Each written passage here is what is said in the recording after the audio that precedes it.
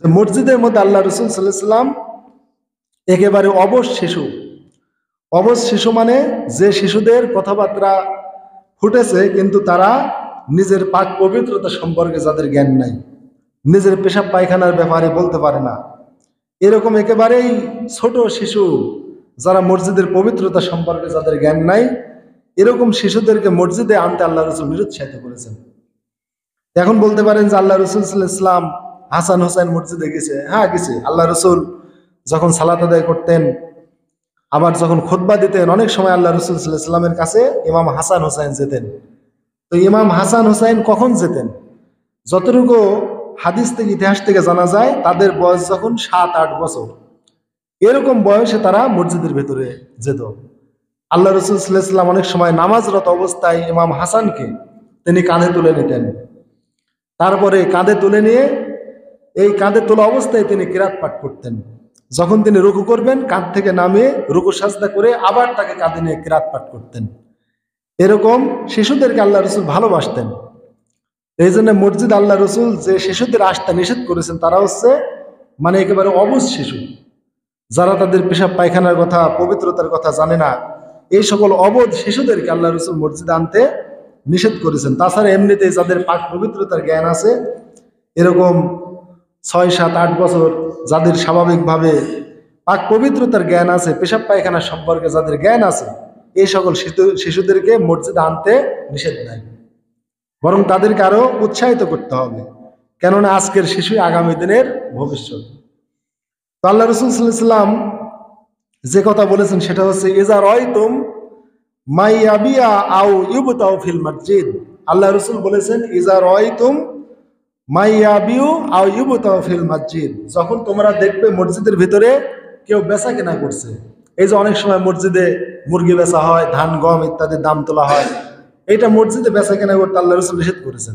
রসুল বলেছেন যখন দেখবে যে মসজিদের মধ্যে কেউ কোনো কিছু ক্রয় করছে বা বিক্রয় করছে, ফাকুলু, তখন তোমরা বলো লা আরবাহাল্লাহু তিজারাতাক, আল্লাহ তোমার ব্যবসায় বরকত না দিক।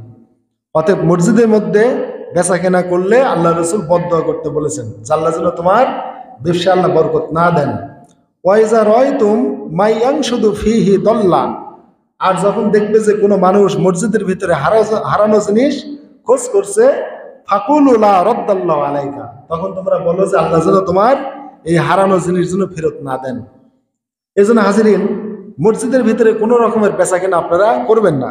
মসজিদের ভিতরে বেচা কেনা করতে আল্লাহ রাসূল নিষেধ করেছেন। কেন করেছেন? বেচা কেনা হচ্ছে একটা জাগতিক কর্ম। কোনো জিনিস বেচা কেনা করা একটা জাগতিক কর্ম, আর মসজিদ তো জাগতিক কর্মের জন্য তৈরি করা হয়নি। মসজিদ তৈরি করা হয়েছে আল্লাহ তাআলার ইবাদতের জন্য। ওয়া ইউজকারা ফিহা ইসমুহু ইউসাব্বিহু লাহু ফিহা বিল গুদুব্বি ওয়াল আসাল। আল্লাহ তাআলা বলেছেন মসজিদ তো তৈরি করা হয়েছে, ওখানে আল্লাহ তাআলার নাম, গুণগান, তার তাসবিহ তাহলিল পাঠ করা হবে, এই জন্য মসজিদ নির্মাণ করা হয়েছে। অতএব মসজিদ এই জন্য জাগতিক, বেচা কেনা, কোনো হারানো জিনিস তালাশ করা, এগুলো মসজিদ আল্লাহ রসুল করতে নিষেধ করেছেন। আল্লাহ রসুল বলেছেন ফাইনাল মাসাজিদা লাম তুবনা লিহাজা, কেননা মসজিদ তো এ সকল কাজের জন্য তৈরি করা হয়নি। তাহলে আল্লাহ রসুল যে মসজিদে বেচা কেনা করতে নিষেধ করলেন, হারানো জিনিস তালাশ করতে নিষেধ করলেন, এবং এটা কেন করলেন? আল্লাহ রসুল বললেন মসজিদ এই কারণে বানানো হয় নাই। তাহলে মসজিদ কি বেচা কিনা, হারানো জিনিস খোঁজা, এগুলোর জন্য তৈরি করা হয়েছে? এই সকল কাজের জন্য মসজিদ তৈরি করা হয় নাই। এটা সহিহ মুসলিমের হাদিস, তিরমিজির সুনান গ্রন্থ হাদিসটা আছে। এজন্য আপনারা মসজিদে কোনো সময় বেচা কেনা করবেন না।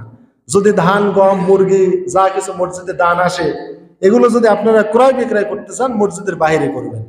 বলবেন যে ভাই মসজিদের বাইরে আসেন, আপনি এখানে স্যাম্পল দেখলেন, ঠিক আছে, আপনি বাইরে চলেন, বাইরে গিয়ে দরদাম হবে, বেচা কিনা হবে। এই সুন্নাতটা আপনারা আদায় করবেন।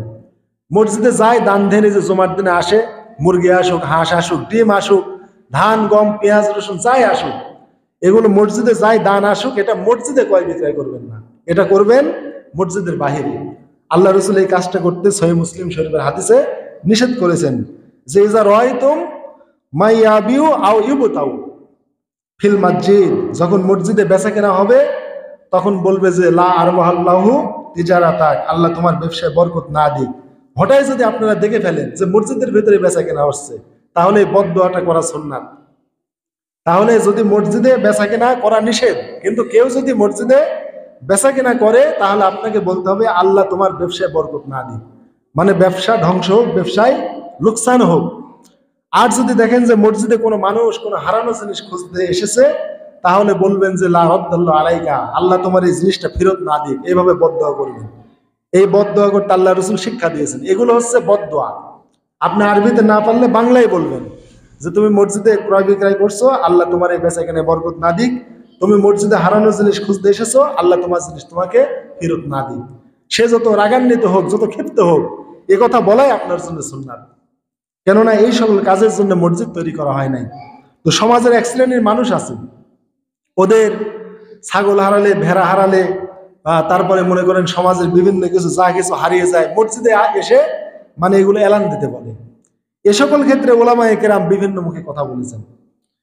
তো আল্লাহ রসুল যেটা বলেছেন সেটা হচ্ছে, যখন মসজিদে, এটা আল্লাহ রসুল বলেছেন যে ইজা রয়তো মায়াং শুধু ফিহি দল্লা, মসজিদের ভিতরে যখন কোনো জিনিস খুঁজতে আসে, তখন বলবে লা রাদ্দাল্লাহু আলাইকা, আল্লাহ তোমাকে এটা ফেরত না দিক। এই জন্য হাদিস আল্লাহ রসুল বলেছেন মসজিদের ভিতরে খোঁজা। এজন্য ওলামায়ে কেরাম একদল বলেছেন যে মসজিদের ভিতরে কেউ যদি খুঁজতে আসে, তাহলে এই বদদোয়া করবে। তাহলে মসজিদের ভিতরে হারানো জিনিস খুঁজতে আসা এক জিনিস, আর হারানো জিনিসের ঘোষণা দিতে আসা আরেক জিনিস। এই জন্য কোনো কোনো ওলামায়ে কেরাম বলেছেন যে মসজিদে মাইক দিয়ে বা মসজিদে এসে হারানো জিনিসের ব্যাপারে বলা যাবে যে ভাই আমার এই জিনিসটা হারিয়ে গেছে, তোমরা যদি কেউ জেনে থাকো তাহলে সন্ধান দিও। এইভাবে মুসল্লিদেরকে উদ্দেশ্য করে সে বলতে পারবে বলে এক শ্রেণীর ওলামায়ে কেরাম বলেছেন।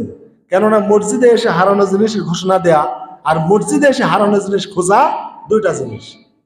এই জন্যে যদি কেউ মসজিদে এসে হারানো জিনিস খুঁজে, তাহলে তার বদদোয়া করবেন। কিন্তু হারানো জিনিসের যদি সন্ধান চায়, তাহলে ভিন্ন কথা।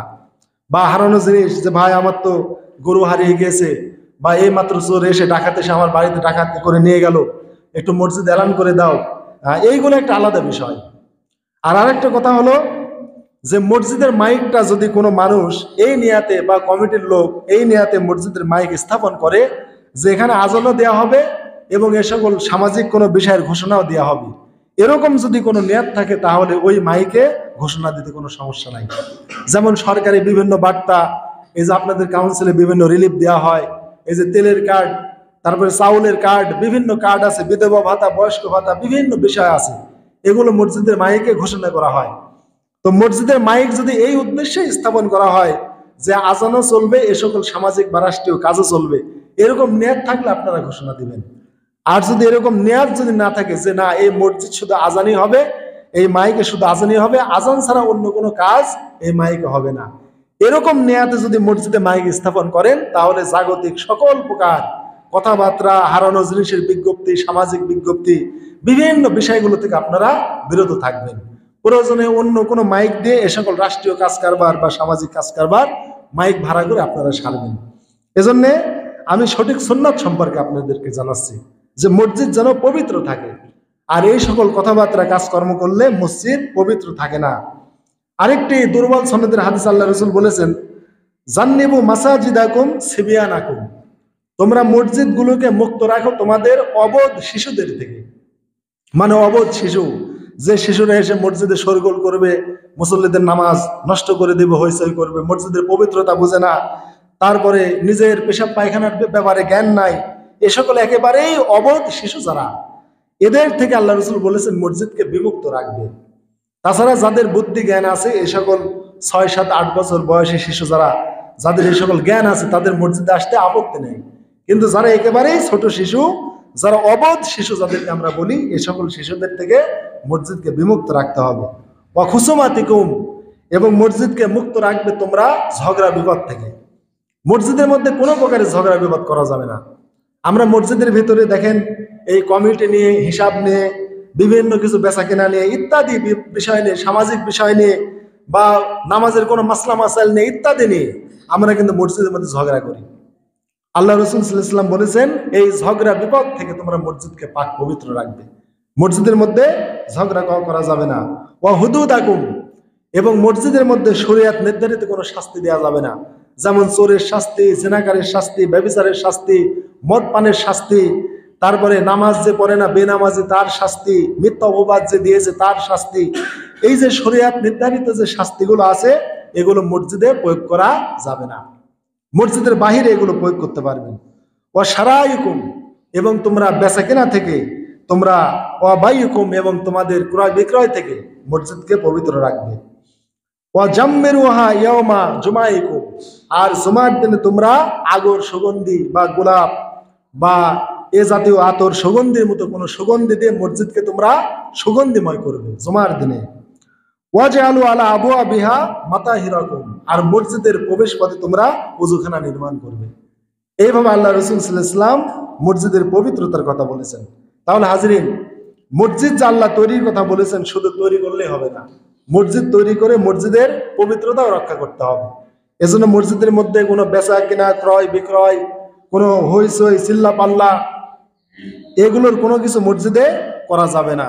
হাজরিন, যেরকম মসজিদকে বাহ্যিক এরকম শোরগোল বেচা কেনা ইত্যাদি থেকে পাক পবিত্র রাখতে হবে, অনুরূপ পাক পবিত্র মন মানসিকতা নিয়ে, দেহ নিয়ে মসজিদে আসতে হবে। আল্লাহ তাআলা কোরআনে নিজেই বলেছেন যে খুযু জিনাতাকুম ইনদা কুল্লি মাসাজিদ, যে হে আদম সন্তান, তোমরা প্রত্যেকবার যতবার মসজিদে আসবে নামাজ আদায়ের জন্য, তোমরা কি করবে? খুযু জিনাতাকুম ইনদা কুল্লি মসজিদ, যতবার তোমরা মসজিদে আসবে সাজসজ্জা গ্রহণ করে আসবে। তাহলে মানুষ যখন এক জায়গায় বেড়াতে যায়, মানুষ কি করে? তারা মুখ ধৌত করে, তারপরে সুন্দর জামা কাপড় গায়ে দেয়, সুগন্ধি মাখে। আল্লাহ তাআলা এরকম বলেছেন, খুযু জিনাতাকুম, তোমরা এরকম সাজসজ্জা গ্রহণ করো ইনদা কুল্লি মসজিদ, যতবার মসজিদে যাবে নামাজের জন্য ততবার তোমরা সাজসজ্জা গ্রহণ করবে। তাহলে মসজিদে আসতে হবে সাজসজ্জা গ্রহণ করে। আপনি এমন একটা পুরাতন বা একটা দুর্গন্ধ জামা কাপড় গায়ে দিয়ে আসলেন যে জামা দিয়ে আপনি দুর্গন্ধ ছুটতেছে, বা আপনি মসজিদে এমন ভাবে আসলেন আপনি গোসল করেন নাই কয়েকদিন, আপনার গা দিয়ে দুর্গন্ধ হচ্ছে, এইভাবে এরকম বিষয় নিয়ে মসজিদে আসতে আল্লাহ রাসূল নিরুৎসাহিত করেছেন। আল্লাহ রাসূলের সহিহ বুখারী মুসলিমের হাদিস, মান আকালা হাযিহি শাজারা আল বাসালা ওয়াস সুমাল কুররাস, আল্লাহ রাসূল বলেছেন যে ব্যক্তি পেঁয়াজ রসুন মূলা এই জাতীয় কোনো সবজি ভক্ষণ করে, পেঁয়াজ রসুন মূলা বা এই জাতীয় কোনো সবজি যেগুলো কাঁচা খেলে মুখে দুর্গন্ধ হয়, এইরকম সবজি ভক্ষণ করে, আল্লাহ রাসূল বলেছেন ফালা ইয়াকরুবান্না মসজিদানা, সেজন্য আমাদের মসজিদের নিকটেও না আসে, সেজন্য মসজিদে আগমন না করে, হাত্তা ইয়াজহাবা রিহুহা, যতক্ষণ না তার দুর্গন্ধ দূর হয়। তাহলে পেঁয়াজ রসুন মূলা এগুলো খাদ্য না? খাদ্য, এগুলো খাদ্য, হালাল জিনিস, এগুলো কি হালাল জিনিস। কিন্তু হালাল জিনিসই ভক্ষণ করে মুখে দুর্গন্ধ নিয়ে দুর্গন্ধ দূর না করে মসজিদে আসতে আল্লাহ রাসূল বারণ করেছেন। শুধু তাই না, ফালা ইয়াকরুবান্না মসজিদানা, বলেছেন অবশ্যই অবশ্যই যেন সে আমাদের মসজিদের কাছেও না আসে, মসজিদে আগমন না করে। তাহলে এই যে পেঁয়াজ রসুন, আগের যুগের মানুষেরা মনে করে যে পান্তা ভাত দিয়ে পেঁয়াজ রসুন এগুলো খাইতো, অনেকের কাঁচা মূলা খাওয়ার অভ্যাস আছে, এগুলো যদি কেউ খায় তাহলে আল্লাহ রাসূল ওদের মুখের দুর্গন্ধ দূর করার পর মসজিদে আসতে বলেছেন। তাহলে এখন বলতে পারেন যে হুজুর, যারা বেরি সিগারেট খায়, জর্দাগুল ব্যবহার করে, রাসূল তো এই ব্যাপারে নিষেধ করে নাই, তাই তো? আল্লাহ রাসূল কোনো হাদিসে বলেন নাই যে বেরি পান ধূমপান করে, সিগারেটকে জর্দা সেবন করে মসজিদে আসা যাবে না, এ কথা তো রাসূল বলে নাই। তাহলে ধূমপান করে, জর্দা আলাপাতে এগুলো মানে সেবন করে দুর্গন্ধ নিয়ে মসজিদে আসা যাবে তো, তাই না? না, বুঝতে হবে যে আল্লাহ রাসূল কি বললেন এখানে। যেখানে আল্লাহ রাসূল সাল্লাল্লাহু আলাইহি ওয়াসাল্লাম পেঁয়াজ রসুন কাঁচা খেয়ে মুখে দুর্গন্ধ নিয়ে আসতে নিষেধ করেছেন, তাহলে সেখানে যারা ধূমপান করে, আলা জর্দা পাতা যারা সেবন করে, তাদের কথা বলাই বাহুল্য। কেননা তারা তো এমনিতে হারাম সেবন করেছে। পেঁয়াজ রসুন হালাল খাদ্য, কাঁচা খাওয়া হালাল, পাক করে খাওয়া হালাল। কাঁচা খাবেন, কিন্তু রাসূল বলেছেন মুখের দুর্গন্ধটা দূর করে মসজিদে আসবেন। কাঁচা খাওয়া কিন্তু নাজায়েজ না। অনেকে আবার মনে করে যে পেঁয়াজ রসুন মূলা মনে হয়ে গেলে কাঁচা খাওয়া মাকরু, এটা ভুল ধারণা। এটা কাঁচা রান্না করা, কাঁচা পাকা সর্ব অবস্থায় খাওয়া যাবে, কিন্তু কাঁচা যদি আপনি খান তাহলে মুখের দুর্গন্ধ নিয়ে মসজিদে আসতে পারবেন না, দুর্গন্ধ দূর করে তারপরে মসজিদে আসতে পারবেন। তাহলে জর্দা আলাপাতা তামাক যারা সেবন করেন, অনেকে বলে যে এগুলো মাকরু, মাকরু না, এগুলো হারাম। তামাক, জর্দা আলাপাতা, বেরি সিগারেট এগুলো যখন এই রেড ইন্ডিয়ানরা যখন ইংরেজ পিরিয়ড এদেশে আমদানি করেছিল, তখন তো মনে করেন যে এদেশের মানুষ এইগুলো বেরি সিগারেট হিসেবে চিনত না, তখন এগুলোর ক্ষতিকর বিষয়ও জানা যায় নাই। তখন আলেমদেরকে মানুষেরা বলেছে যে এগুলো পান করা কি, ধূমপান করা কি। বেরি সিগারেট এগুলো পান করা কি? আলেমরা বলেছে মাকরু। দেখেছে এটা একটা অখাদ্য জিনিস, দুর্গন্ধ, তাই তারা মাকরু বলেছে। এখন মাকরু দ্বারা আপনি কি বুঝলেন? মাকরু কি হালাল জিনিস? আপনারা অনেক সময় মনে করেন যে জিনিসটা মাকরু মানে সওয়াবও নাই গুনাহও নাই। এটা কে বলেছে? মাকরু জিনিসের সওয়াবও নাই গুনাহও নাই, এটা আপনাদের কে বুঝ দিয়েছে বলেন তো?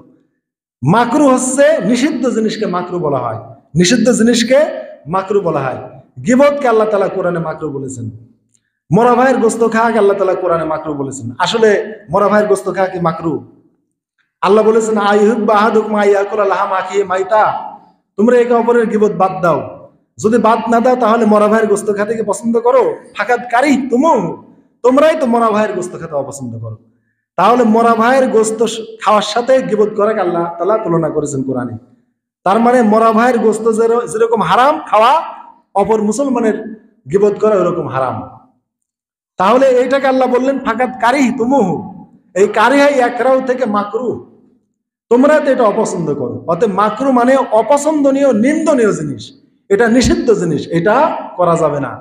অতএব মাকরু, বেরি সিগারেট মাকরু, আপনারা মনে করেন সওয়াব নাই গুনাহ নাই, কে বলেছে? তাহলে মরা ভাইয়ের গোস্ত খালে কি সওয়াব হবে নাকি? না সওয়াব হবে না গুনাহ হবে না? মরা ভাইয়ের গোস্ত খালে অবশ্যই হারাম হবে, গুনাহ হবে।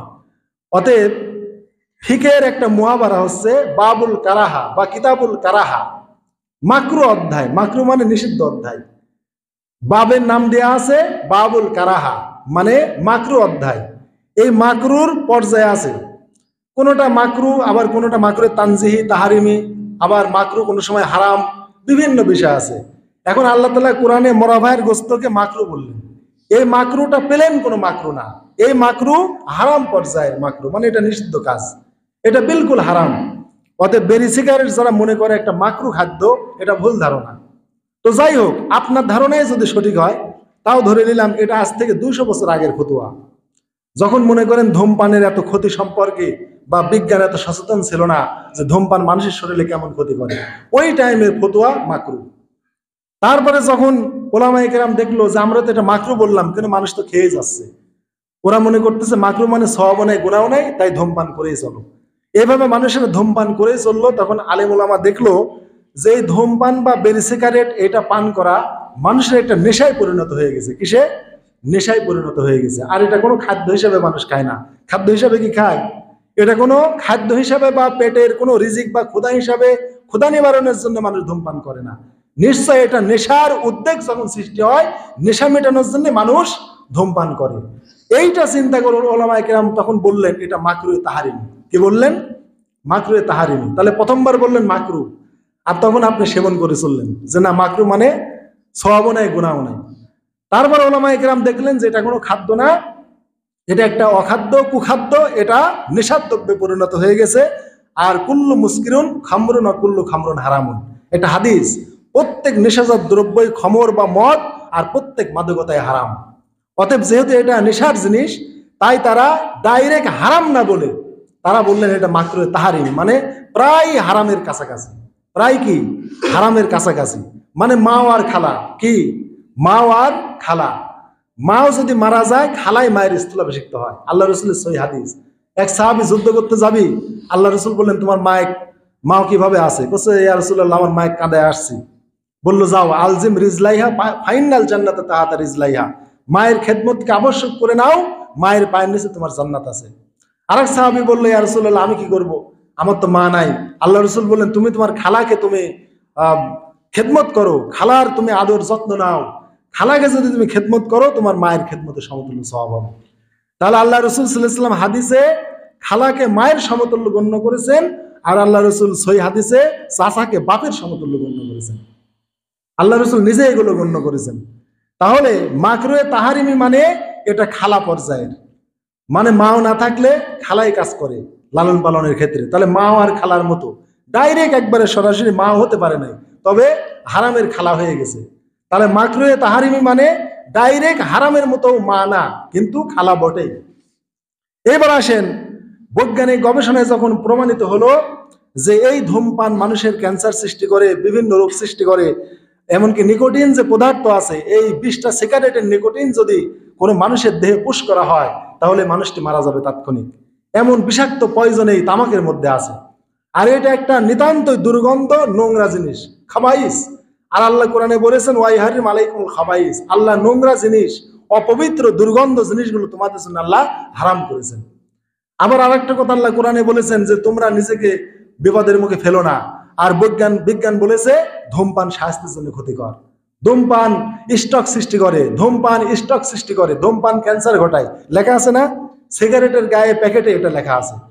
তাহলে যে জিনিস মানুষের ক্ষতি করে, তখন ওলামায়ে কেরাম কোরআনের আয়াত থেকে দেখলেন যে আল্লাহ বলেছেন এরকম নোংরা অপবিত্র জিনিসগুলো আল্লাহ হারাম করেছেন।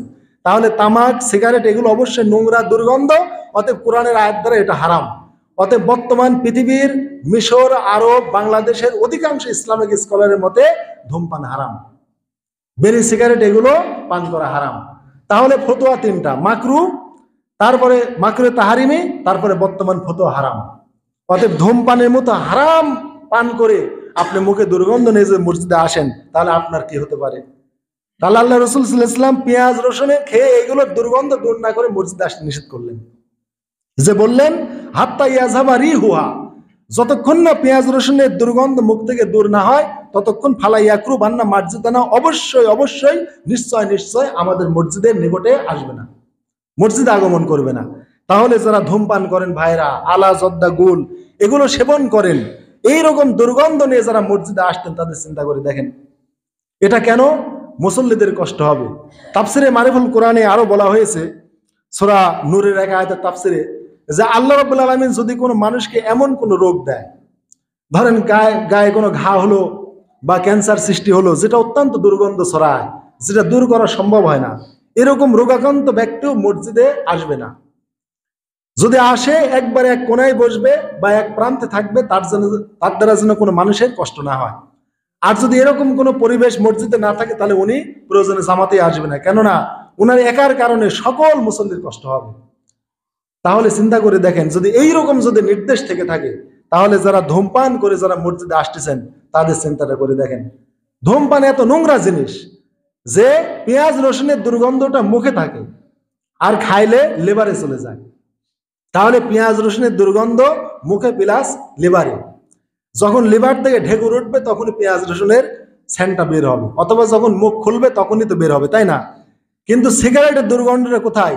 এটা ডাইরেক্ট নিঃশ্বাসের সাথে ফুসফুসে চলে যাচ্ছে, আর ওই ফুসফুসের মধ্যে ওই ধোঁয়াটা আবদ্ধ হয়ে থাকতেছে।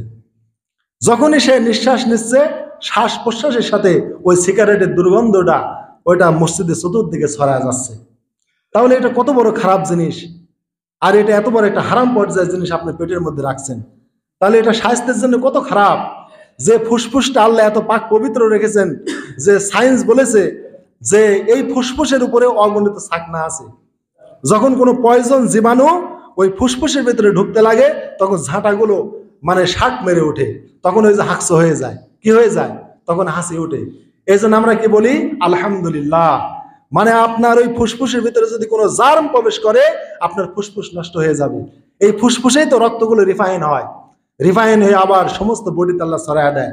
কিন্তু ওই ফুসফুসের ভিতরে আপনি ধূমপান করে এই রোগ জীবাণুগুলো আপনি ঢুকিয়ে দিচ্ছেন, অথচ ওই ফুসফুসকে রক্ষার জন্য আল্লাহ তাআলা অগণিত ছাকনা আল্লাহ ফুসফুসের দরজা আল্লাহ রেখে দিয়েছেন। যখন এই যে আপনি ভাত খাইতে লাগলে বা পানি ইত্যাদি যখন ওই ফুসফুসে ঢুকতে লাগে, তখন আপনার হাঁকসা উঠে যায়, হাসি উঠে যায়, ওর মধ্যে একটা ভাতও প্রবেশ করতে পারে না। যখন নাসাবন্ধ দিয়ে আপনার এই মানে শ্বাসনালী দিয়ে যখন ফুসফুসে কোনো ভাত বা খাদ্য কোনো ঢুকতে যায়, ওটা ঢুকতে পারে না, ওইটাকে ঝাঁটার খিলের মতো একবারে চটাং করে উঠে আপনার ওই ভাত পানি যা আছে সব বের করে দেয়, ওখানে কিছু ঢুকতে পারবে না। আল্লাহ এমন সুন্দর একটা পজিশন সৃষ্টি করে রেখেছেন। আর সেই পাম্পটা, ব্লাডের পাম্পটা আপনি ধূমপান করে ওখানে আপনি ধোঁয়া ঢোকাচ্ছেন। এই ধোঁয়ার মধ্যে, ধূমপানের মধ্যে কত রকমের জীবাণু আপনার ধোঁয়ার সাথে সেই ফুসফুসে যাচ্ছে। এই জন্য যখন আমরা হাসি দেই, এইটা আল্লাহ রাসূল তো সুন্নাত হিসেবে শিক্ষা দিয়েছেন যে তোমাদেরকে হাসি দিলে সেজন্য আলহামদুলিল্লাহ বলে। আল্লাহ শুকরিয়া, আল্লাহর প্রশংসা যে কত রোগ আমার ভেতর থেকে বের হয়ে গেল। তারপরে রাসূল বলেছেন কেউ যদি এটা শুনে আলহামদুলিল্লাহ বলতে, সেজন্য বলে ইয়ারহামুক আল্লাহ, আল্লাহ তোমার প্রতি রহম করুন। আসলে তো রহম করেছেন, হাসির দ্বারা আল্লাহ আমার রোগ বের করে নিয়ে গেল। আমি কি করলাম? আলহামদুলিল্লাহ বলে আল্লাহ শুকরিয়া আদায় করলাম। এই মানে যে সাউন্ডটা শুনতে পাবে পাশ থেকে, ওই মুসল্লির উপর ওয়াজিব হয়ে যায় ইয়ারহামুক আল্লাহ বললাম, যে আল্লাহ তোমার প্রতি রহম করুন। আসলেই তো আল্লাহ আমাকে রহম করেছেন, কিন্তু আল্লাহ আমার প্রতি রহম করছেন, কিন্তু আপনি নিজেই এই ফুসফুসের মধ্যে আপনি এই ধোঁয়াটা ঢুকে আপনার ফুসফুস নষ্ট করে দিচ্ছেন। আপনার ব্লাডে ক্যান্সার হচ্ছে, এই ফুসফুস থেকেই তো রক্ত রিফাইন হয়।